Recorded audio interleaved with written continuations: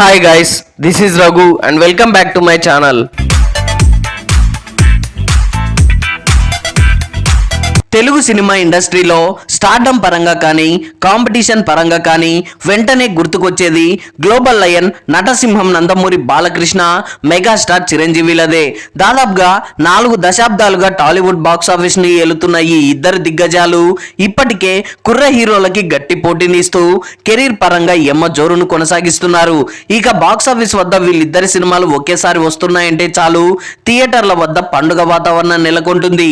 ఇది గత 40 ఏళ్లుగా వీళ్ళిద్దరి మధ్య సాగుతున్న పోటీనే. సినీ ప్రియులకు కూడా కావాల్సినంత ఎంటర్టైన్మెంట్ దొరుకుతుంది. అయితే ఈ పోటీలో ఒకసారి మెగాస్టార్ పై చేయి సాధిస్తే మరో దశలో నటసింహం బాలయ్య తన మార్క్ తో బాక్సాఫీస్ ని షేక్ చేసిన సందర్భాలు చాలానే ఉన్నాయి. సో ఇప్పుడు సరిగ్గా అదే తరహా ఉత్కంఠ మళ్ళీ మొదలైంది. బాక్సాఫీస్ వద్ద మరోసారి ఈ క్రేజీ పోటీకి రంగం సిద్ధమైంది. అది కూడా ఇద్దరు ఒకే తరహా పాత్రలతో ఒకే రకమైన మాస్ బ్యాక్డ్రాప్ తో బాక్సాఫీస్ వద్ద అమీ తుమ్మి తేల్చుకోవడానికి సిద్ధమవుతున్నట్లు తెలుస్తోంది.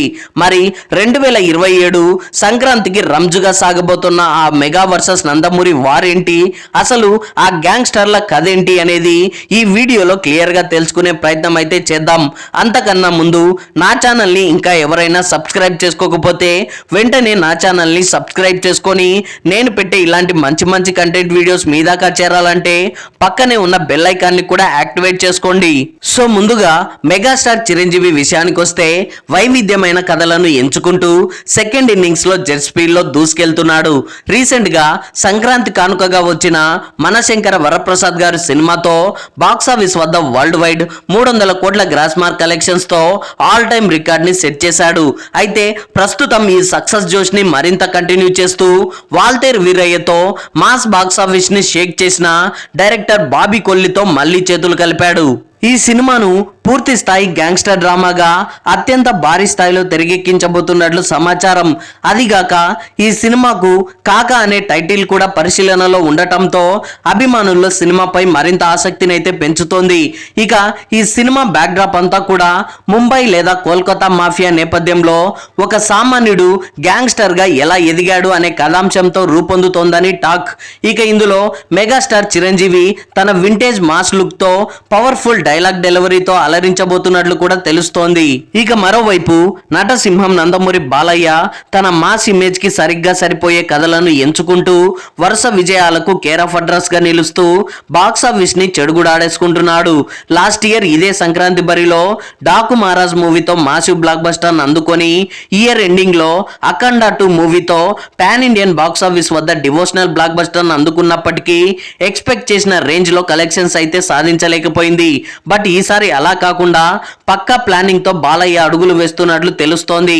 వీరసింహారెడ్డి లాంటి బ్లాక్ బస్టర్ మూవీ తర్వాత మరోసారి డైరెక్టర్ గోపిచంద్ మలినేనితో బాలయ్య తన 111వ ప్రాజెక్టు కోసం సిద్ధమయ్యాడు.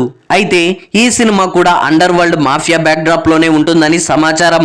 ఇందులో బాలయ్య క్యారెక్టర్ ఎన్నడూ చూడని విధంగా చాలా రఫ్ అండ్ టఫ్ గా పవర్ఫుల్ గ్యాంగ్స్టర్ గా కనిపించబోతున్నాడని ఇండస్ట్రీ వర్గాల్లో చర్చ నడుస్తోంది. డైరెక్టర్ గోపిచంద్ మలినేని ఎలివేషన్లకు బాలయ్య గర్జన తోడైతే థియేటర్లు దద్దరిల్లడం ఖాయమని ఫ్యాన్స్ కూడా బలంగా నమ్ముతున్నారు. అయితే గతంలోనూ 2023 ఇదే సంక్రాంతి బరిలో కూడా ఒకేసారి చిరంజీవి బాలయ్య తలబడ్డారు. బాలయ్య గోపిచంద్ మలినేని కాంబినేషన్ లో వచ్చిన వీరసింహారెడ్డి, అలాగే చిరంజీవి బాబీ కాంబినేషన్ లో వచ్చిన వాల్తేరు వీరయ్య 2 సినిమాలు కూడా బాక్సాఫీస్ ని షేక్ చేశాయి. మైత్రి మూవీ మేకర్స్ నిర్మించిన ఈ 2 సినిమాలు అప్పట్లో గోల్డెన్ జూబ్లీ జరుపుకోవడం ఒక రికార్డ్. అయితే ఇప్పుడు మరోసారి 2027 సంక్రాంతికి మళ్ళీ అదే సీన్ రిపీట్ అయితే కాబోతోంది. అది కూడా ఒకే జానర్ లో ఒకే సీజన్ లో పోటీకి సిద్ధమవుతుండడం విశేషమనే చెప్పొచ్చు. అయితే మరీ ముఖ్యంగా 2 సినిమాల్లో కూడా పాన్ ఇండియన్ అప్పీల్ ఉండేలా ముంబై మాఫియా సెట్స్ లో తెరకెక్కబోతున్నాయనే వార్తలు వస్తుండడంతో ట్రీట్మెంట్ పరంగా ఏ దర్శకుడు కొత్తగా చూపిస్తాడు అనే చర్చ నడుస్తోంది. సో ఇందుకోసం ఇద్దరు హీరోలు కూడా పక్కా గ్యాంగ్స్టర్ లుక్స్ కోసం మేక్ ఓవర్ అవుతున్నారని కూడా సమాచారం.